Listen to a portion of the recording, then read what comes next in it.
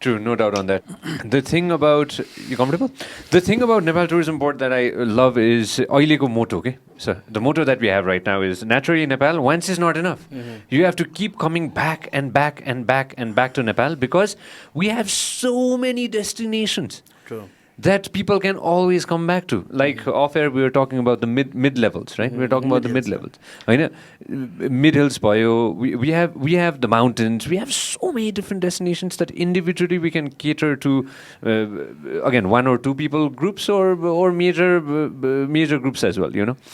How do we? Let's talk about now. All right, let's talk about now, and then we'll definitely get back to before as well. अब के त? Okay, the first thing is, as the Abdullah has also mentioned, that Nepal is beyond mountain something. Yeah. So I'm completely agree. And after my appointment, I deeply analyzed the situation of Nepal tourism. Then I realized that the most important is we make a mistake by just focusing on the climbing and trekking. Those are a very good product, but since 1960s or 1950s, when Nepal is open for the rest of the world, since then we are promoting only that. And because people love to go there, but we never focus on the mid hills where we have almost 45-46% of population is living and almost half of the land is there. And in Tarai also we were not focusing much. Tarai market is not emerged because of our focus. It emerged by itself, looking at the huge potentiality, business potentiality that is from the border areas, the adjoining areas of the India, where 35 crore population is living. So you can see from the Mechi to all the way up to the Mannagar, there are number of new hotels, new properties are coming every year. So what I say, government has just allowed them to open a casinos. That is the only favor that the government did. Otherwise, everything was grown up by itself. But the mid hills is the place where I see the maximum opportunities, but nobody has focused on. First thing, people living in the mid hills, they are, if you compare with, they are little highly educated. Okay. They are in the bureaucracy, but none of them were in the tourism business. They were not that good to go in the high mountains for the climbing activities because they are not from that region, and they are not from the Tarai where they have a big lands or the big and in case of the mid hills, if you look for the big areas, there are not big flatlands. Yeah. So people were mostly looking for the jobs, like for the bureaucratic jobs, or they are going abroad. If you look at the people who are going in the other countries for the work, mostly people are going from the hills. So we haven't focused on that. So now we come up with the new concept. We say that why shouldn't we focus on mid hills? Because there are so much to show. First thing, cultural diversity is there. Secondly, these are the destinations that are good even during the summer and even in the winter. For example, during the winter, above 800 meter, if you look, then you can see the clouds below. All the thick fog blanket remains below, and you are above that. Maybe a number of the youngsters have visited the Malungkot and they have come up with the new pictures that they are in the sunny area and all the clouds are below that. During the winter, you can have that sort of environment in Nepal, and we call it a Pahar Sekno Gautira.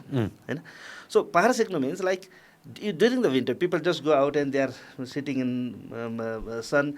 They are really enjoying. And the whole Europe, when it was covered by the snow, or they have a cold in weather, or the whole Chinese, when they have a Chinese territory under the snow, at that time, people can come to, they can visit Nepal. How many years you just keep going to the sea, in the beach areas?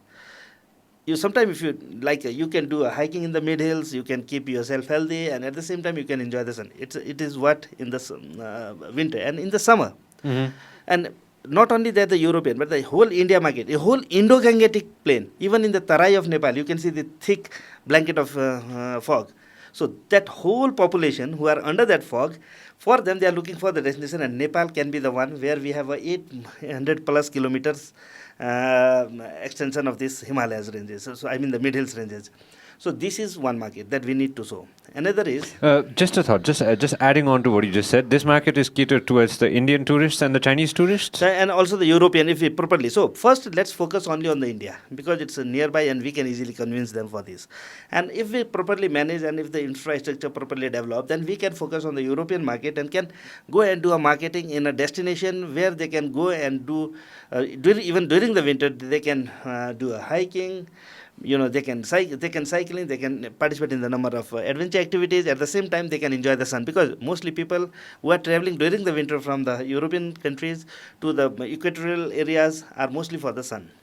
So this is what we can. And what I say, instead of beach where we have this salty water, we can give them a fresh water along the number of rivers, that the big rivers where we have where the river is meandering, and there are the number of sea sand deposits. River sand deposit in the river banks. We can have a camping, firing, or like a barbecue, all facilities there. So people can have that sort of atmosphere. But the thing is, first we started to focus on that. We have already identified that this can be sold. This is for 2021. Now we are focusing on that. So now, because we realize that now the world will not go in a crowded place. People are looking for the natural, less populated areas. So we need to come up with the new products, new ideas. So as a part of that, we decided to develop the mid hills as a hill stations. Okay. So in the first phase, we said that let's invest almost 21 billion at a time, 3 billion each province, and let's gather a land of almost like 5,000 rupees or something. By the land pooling, and let's make a master plan of that. And initially, because every individual investor might a little bit afraid to invest there, Nepal Tourism Board, because from our 1.5 billion of rupees that we collected every year, and I'm very much sure that from year 2025 we will get that figure back. So if based on that also, we can take almost 21 billion loan from the World Bank, and if the government support, first of the government has to get agree on this idea, which I'm pushing really, I'm pushing to the government. But there are so many people who are really afraid when they see 21 billion. And now we are spending only 1.5 billion something in the tourism industry, and it took years to go, to 1.5. Yeah. So what I'm talking about is what we can achieve in coming 20 years. If we take one small decision, we can, as a EMI, Nepal Tourism Board can pay back to the World Bank or whoever the financial institution is, but we can achieve the development that we can achieve in coming 30 years within a coming 4 or 5 years. So this is something, a new idea that I'm really pushing forward, and if we successfully establish that, Nepal whole drastically going to change, because because we are now having 2 additional airport. Now the Kathmandu. Hold on. Before we jump into that, I just want to ask you a few things about the things that you just said. Mid hills like banaune. We're gonna make the mid hills. We're gonna get 20 million. 21 billion. 21 billion rupees loan from World Bank. We're gonna go ahead and figure this out. How long is this roadmap for? Because one thing that we've constantly seen in Nepal, Dhananjay sir, is what I've personally felt, right? We make a solid plan. I'm not just talking about tourism. We make a solid plan. We go like, okay, we're going to do this, we're going to do that, we're going to do this, we're going to do that. And then at the end of the day, when it comes to, we also get the loan, we also get everything. But when it comes to execution, I don't know if in my lifetime I'll be able to see all these projects. No, this is very true. This is very true, because when I'm talking about this concept, so what we need a kind of a people, like especially the tourism secretary and the minister, a kind of a very motivated and a very determined people who really want to do something. Otherwise, and what I'm saying, we already have one agreement with we haven't signed, but we are in the final phase with the ADB, where we are going to do one pilot project that going to include the Siriantu, Kannam and Fikal. So we are going to make that whole area as a tourism destination, where we will focus on the tea cultivation, tea gardening, and the agriculture, tourism, and obviously there will be the water entertainment zone, meditation zone, yoga, football, this everything. Looking at the places where we are going to develop all that area. So my basic concept is that now people, especially in the local government, in the provincial government, whatever the budget is allocated for the tourism, they really don't know where to spend. They need a guidance from someone who really knows. So what I said now, okay, NTB can lead this, NTB can guide them. So we try to do a number of workshop talking about the land pooling, because the biggest issue is the land pooling. Can you make this make everyone understand what exactly is land pooling? Land pooling is something like, what I'm talking about is gathering 5,000 ropenis of land at one place. So there might be 1,000 ropeni land belongs to some private, some people. So they don't agree to give it or they will come up with the new very high cost. So first we will see what is the average cost there. What is the average land cost? Then we can offer them a 4-time cost at the existing price. Because once you start some project, it is going to be 10-fold, 15, 20-fold. So I'm talking about the least developed, but the kind of a flat land, more or less flat, 20. In every province? Yeah, in every province. We have already identified the areas anyway. So there we will first request the people to give the land. If not, what we will do, we will make a road, we will make a master plan, and we will make the road, we will provide the facility, water facility and electricity facility, everything.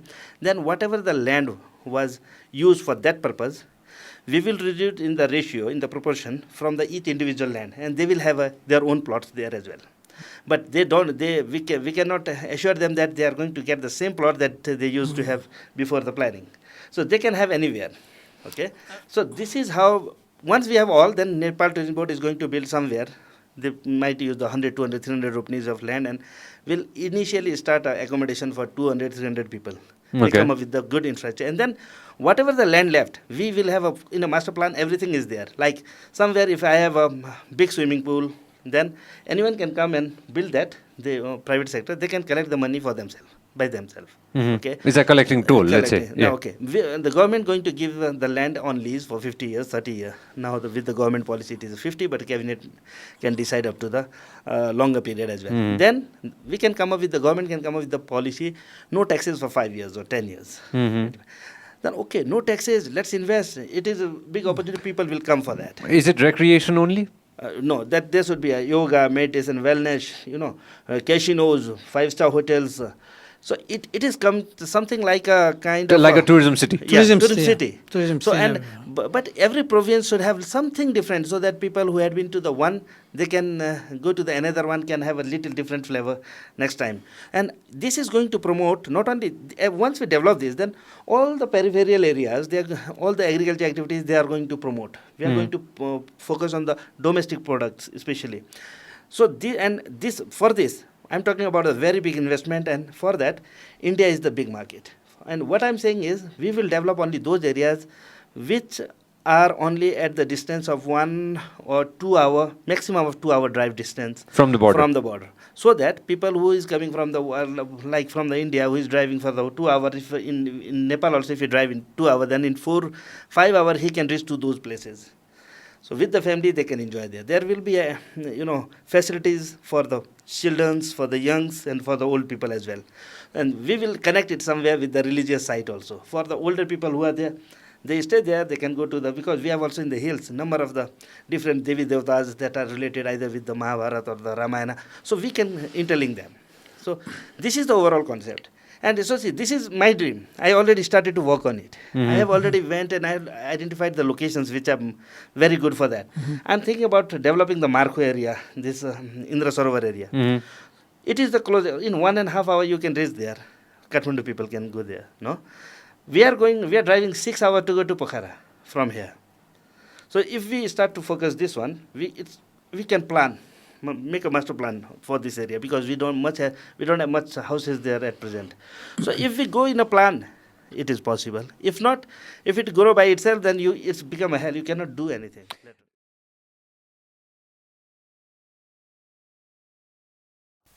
This program is brought to you by Vyas Studios.